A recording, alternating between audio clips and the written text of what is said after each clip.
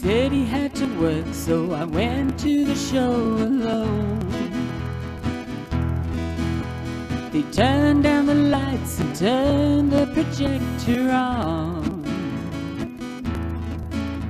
And just as the news of the world started to begin, I saw my darling and my best friend walk in.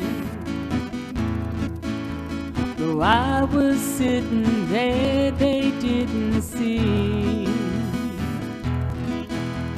So they sat right down in front of me. When he kissed her lips, I almost died.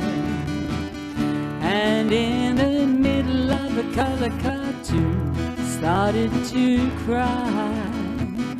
Oh, sad movies always makes me cry.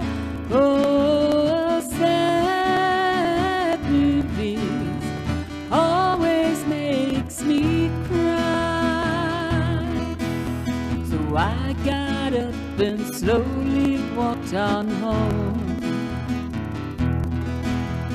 Mama saw the tears and said, "What's wrong?" So to keep from telling her a lie, I just said,